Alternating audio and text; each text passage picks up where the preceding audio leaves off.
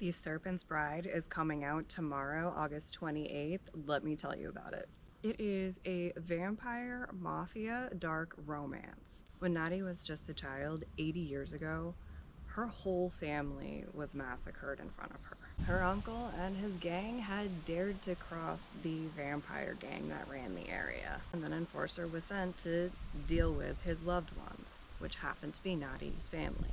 She has spent her entire life since devoted to becoming a well-practiced assassin capable of getting her revenge. She's going to hunt down that enforcer Raziel and his entire family.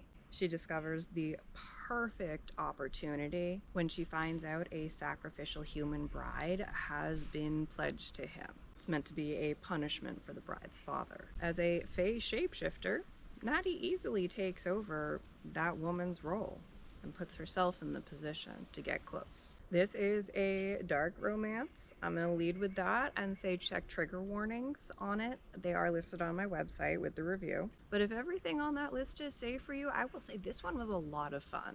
I don't usually tend to gravitate toward mafia romances, but I do love me some good vampire fiction, and this was a great example of it. I also love that this time it wasn't a vampire and a human, it was a vampire and a fae, so it kind of balances out that power dynamic a little bit differently, especially because she is in disguise too. Also putting them on a more even playing field, these are both morally gray characters, which was really fun to see. Neither one of them was leading the other down a path. Anytime one of the characters or the other is kind of pushing their bounds in some kind of moral sense, it's of their own agency. They're not being influenced by the other one. And I found it a lot more fun to explore these darker themes through that lens.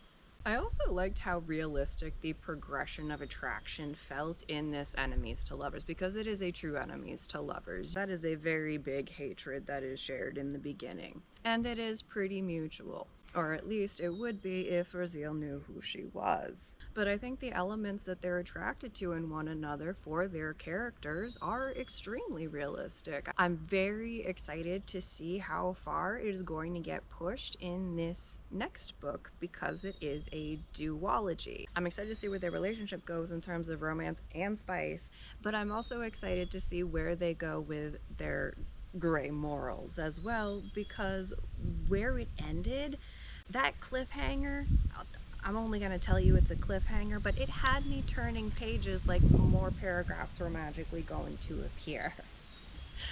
I really need to know what comes next. It is available for pre-order at all your favorite retailers. As always, you can find a longer write-up of all of this available on my website, along with content warnings, which you should definitely check this time, at writing.hallidaynelson.com. And I want to know what you're reading too, because my TBR pile is always growing anyway.